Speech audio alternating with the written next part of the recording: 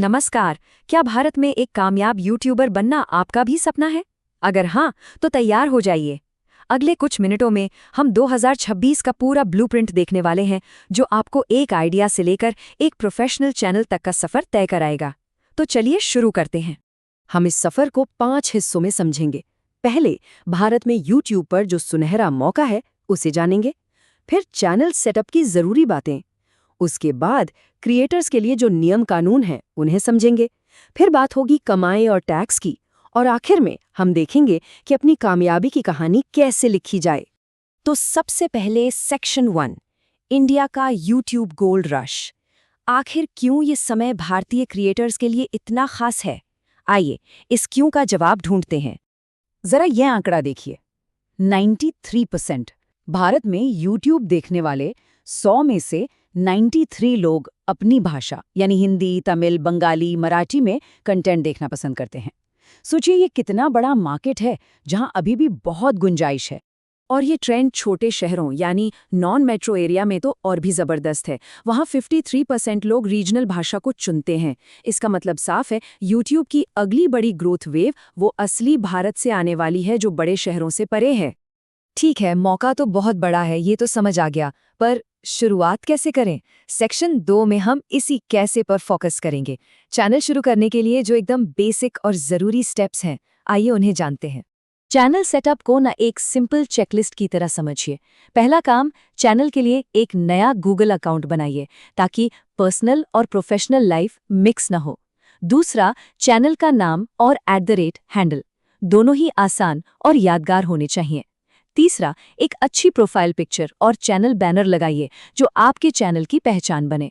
और चौथा, जो कि बहुत ज़रूरी है, सिक्योरिटी के लिए एक पब्लिक बिजनेस ईमेल दीजिए जो आपके लॉगिन ईमेल से अलग हो।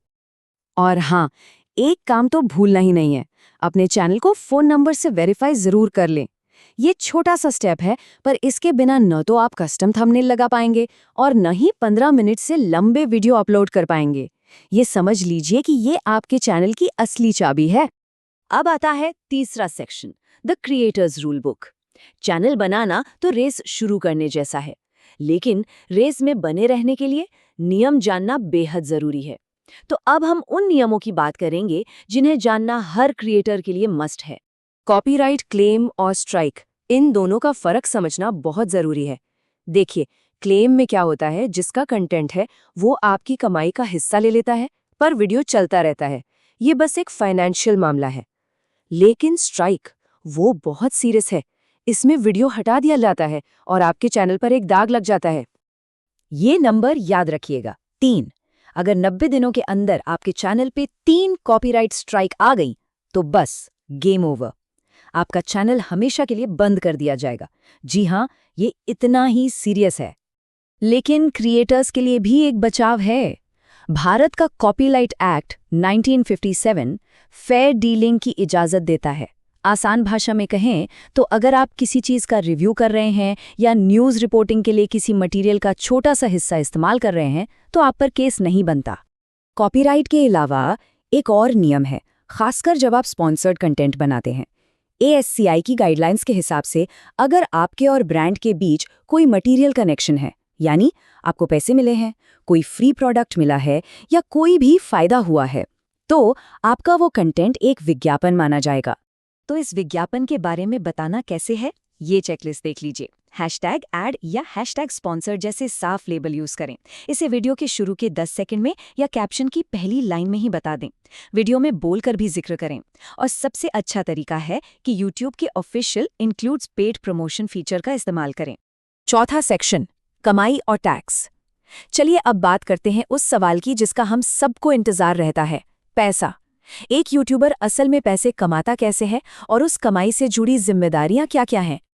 देखिए, यूट्यूब पर कमाई के 2 लेवल हैं। पहला है फैन फंडिंग, जो 500 सब्सक्राइबर्स पर खुल जाता है।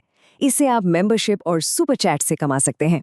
पर असली खेल शुरू होता है दूसरे लेवल, फुल मोनेटाइजेशन पर। जब आपके 1000 सब्सक्राइबर्स और 4000 घंटे का वॉच टाइम पूरा हो जाता है, तब आपके वीडियो पर एड्स आने लगते हैं और सही मायनों में कमाई शुरू होती है। पर सवाल ये है कि हर 1000 व्यूज़ पर कमाई होती कितनी है? ये पूरी तरह से आपके टॉपिक यानी आपके नीश पर डिपेंड करता है।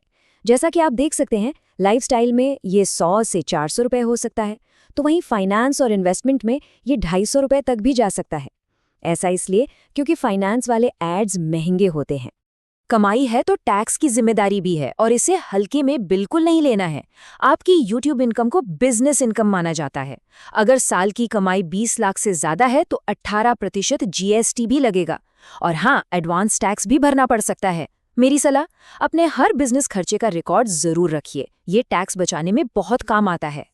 और अब हम आ गए हैं अपने आखिरी और सबसे जरूरी सेक्शन पर।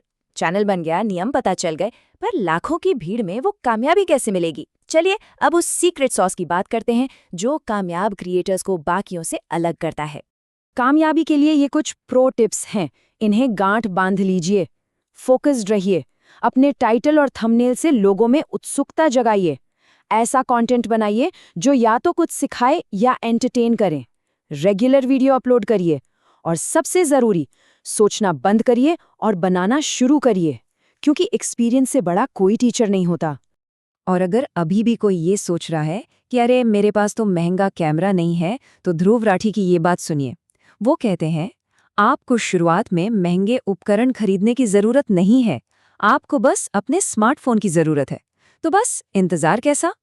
तो दोस्तों, एक सफल यूट्यूबर बनने का पूरा ब्लूप्रिंट अब आपके हाथ में है। सवाल सिर्फ एक है, आप दुनिया को कौन सी कहानी सुनाने वाले हैं?